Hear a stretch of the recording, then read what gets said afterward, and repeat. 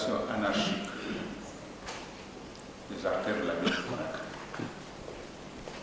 les opérateurs économiques, par les transporteurs, les commerçants. Et en plus, comme vous le savez tous, les citoyens eux-mêmes donnent des autorisations d'occuper la voirie urbaine de façon à empêcher la libre circulation des personnes. Or, ces routes, ces ponts qui sont envahis aujourd'hui sont le fruit de beaucoup d'efforts financiers, efforts techniques, avec la compréhension de nos partenaires au développement. On vous a certainement dit combien coûte un kilomètre de route bitumée. C'est des milliards de francs. Aujourd'hui, cette route se dégrade, vu au sud de tout le monde, toutes les autorités, malgré les mises en garde qui ont été faites depuis un certain temps.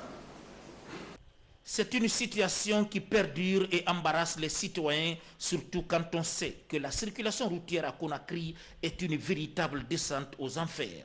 Dans quelle mesure nous pouvons évacuer non seulement les chaussées qui sont occupées, mais aussi les emprises et les gens qui ont déjà construit des kiosques le long de nos routes.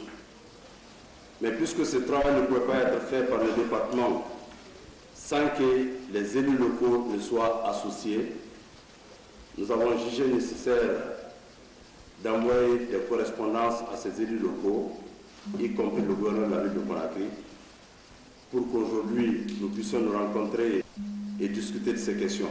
Les gens sont venus s'emparer des artères publiques, des voies sans autorisation. Je pense que cette fois-ci, c'est tout ce que moi j'attendais avec les maires et les chefs de quartier. Je demande auprès du Premier ministre, de lorsque nous allons demander, quand nous allons commencer l'opération, beaucoup vont vous appeler, ça c'est sûr et net.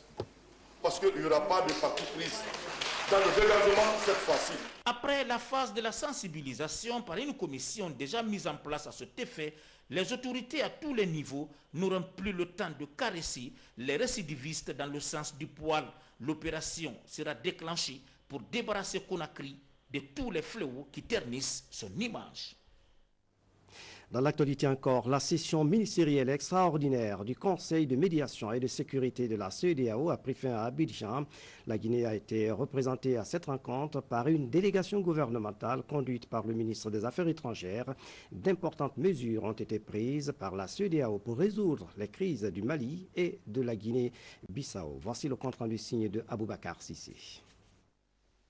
C'est cette délégation dirigée par le ministre guinéen des Affaires étrangères arrivée par vol spécial qui a représenté notre pays à la réunion ministérielle de la CEDEAO qui a discuté jeudi à Abidjan des dernières évolutions de la situation au Mali et en Guinée-Bissau. La participation record des ministres de la Défense, mais aussi des chefs de la diplomatie, des chefs d'état-major des 15 nations membres de l'institution ouest-africaine et de plusieurs autres pays et organisations comme observateurs à cette réunion qui s'est essentiellement déroulée à huis clos, explique tout l'enjeu et l'importance des questions stratégiques débattues ici. Des débats au terme desquels la CEDEAO a décidé de déployer dans une quinzaine de jours un contingent de 3000 hommes au Mali et 500 soldats à Bissau, où une mission politico-militaire de la Guinée, du Ghana, du Nigeria et de la Côte d'Ivoire sera dépêchée dès lundi prochain pour faire baisser les tensions et discuter avec les acteurs en présence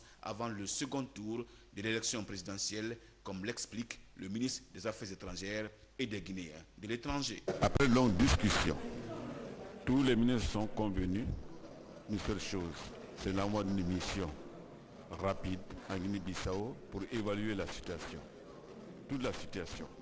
S'agissant par exemple du rappel des troupes angolaises ou son maintien, et bien tout cela sera à voir sur le terrain. Donc le lundi, une délégation forte de 4 pays qui sera en même temps politique et militaire sera dirigée sur Bissau pour évaluer exactement la situation qui prévaut à Bissau. Ce n'est qu'à l'issue de cela que les décisions seront prises pour pouvoir rapidement apporter les solutions qu'il faut pour que ce pays n'aille pas à la dérive. Par rapport au Mali, on pense que la négociation politique seule n'aboutira pas. Il faudrait certainement faire usage de la force. C'est en prévision de cela que la CEDEAO est en train de s'organiser. Cette réunion ministérielle extraordinaire du Conseil de médiation et de sécurité de la CEDEAO à Abidjan a réitéré son soutien ferme à la médiation confiée au chef d'État guinéen, le professeur Alpha Condé pour Bissau, salué les résultats déjà obtenus au Mali où la rébellion a été condamnée et renouvelé l'engagement de l'organisation en faveur de la démocratie, la paix et l'intégrité territoriale du Mali, y compris par le biais de la force si nécessaire. Démarche soutenue par l'Union européenne, la France, les États-Unis, l'ONU et l'Union africaine qui ont participé à cette session de la CEDEAO et promis d'apporter des soutiens logistiques et financiers à l'opération envisagée dans les meilleurs délais. Séance tenante, la CEDEAO a d'ailleurs décidé de transférer 3 millions de dollars au Mali comme assistance humanitaire et 1,5 million de dollars à certains pays voisins qui accueillent les réfugiés maliens. C'est sur une note de satisfaction que l'ensemble des délégations de la CEDEAO a quitté l'hôtel Ivoire où s'est tenue cette réunion en Abidjan. Très préoccupé par la crise qui prévaut en Guinée-Bissau, le président de la République, professeur Alpha Condé, médiateur dans la crise bissau-guinéenne, a reçu cet après-midi le chef de la diplomatie ivoirienne. Les entretiens ont porté sur les stratégies à mettre en œuvre pour désamorcer la crise. Le président Alpha Condé soutient les initiatives de la CEDEAO visant à ramener la paix. Nous y reviendrons. Les réformes engagées par l'État guinéen enregistrent du succès. Le Club de Paris et le gouvernement guinéen viennent de conclure un accord de réduction de dette. Sur les 344 millions de dollars de dette, 151 millions ont été annulés. Les ressources libérées seront injectées dans le programme de lutte contre la pauvreté, a précisé que le FMI et la Banque mondiale apprécient hautement le programme de réforme soutenu par le chef de l'État, le professeur Alpha Condé. Le représentant résident du Fonds monétaire international a eu des entretiens avec les membres de la société civile guinéenne. La démarche vise à expliquer le contenu de l'accord approuvé par son institution en faveur de notre pays, un accord qui prévoit un allègement de la dette de 198 millions de dollars au titre de la facilité élargie de crédit. Les explications de Mangafo Détouré.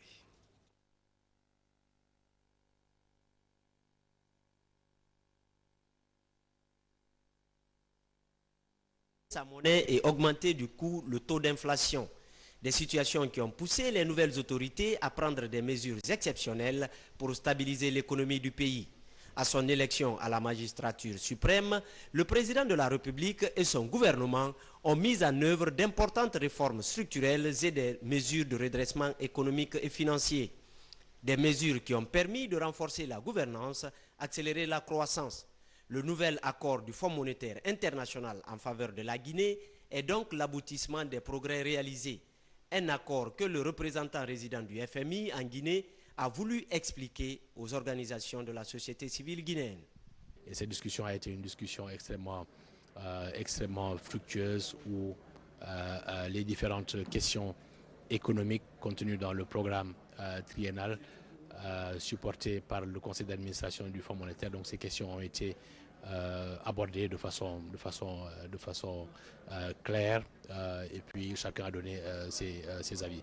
Et le Fonds monétaire a recueilli beaucoup d'enseignements de cette discussion. Notre exercice, c'est de faire en sorte que la société civile s'implique davantage dans la responsabilisation sociale, de manière à faire en sorte qu'ils soient suffisamment engagés dans le contrôle citoyen de l'action publique.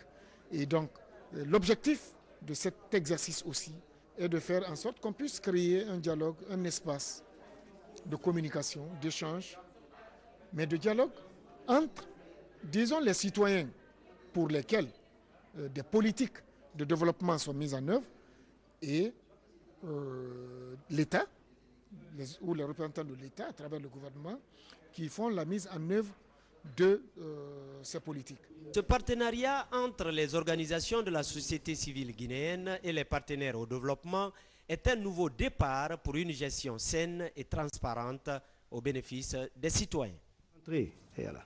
Et puis, vous le savez déjà, le représentant résident de la Banque mondiale quitte la Guinée après 4 ans de mission bien remplie. Siaka Bakayoko est l'invité de la rédaction. Vous allez l'entendre tout à l'heure.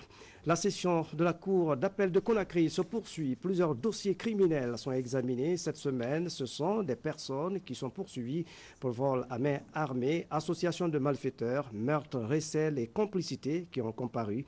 Les échos de la Cour d'assises avec Tierno Younoussaba. Mohamed Silla, Mustafa Traoré alias Diop, Abou Koivogui sont tous poursuivis pour vol à main armée, association de malfaiteurs, meurtre, recel, complicité et autres crimes selon l'arrêt de renvoi. Ils sont reprochés avoir attaqué à main armée le domicile de Elhaj Moussa Tunkara à Banankoro courant l'année 2009. Une attaque au cours de laquelle un gendarme a été tué, 350 millions de francs guinéens et un diamant de 440 carats emporté par les assaillants. Interrogés sur les faits, les nommés Sekou Keïta, Mustafa Traoré alias Diop reconnaissent avoir volé à main armée, mais ont tout de même nié leur implication dans l'assassinat du capitaine Ibrahim Oularé. Le ministère public, dans son réquisitoire, soutient que ces deux accusés sont fortement impliqués dans ce dommage et qu'ils sont habitués des faits.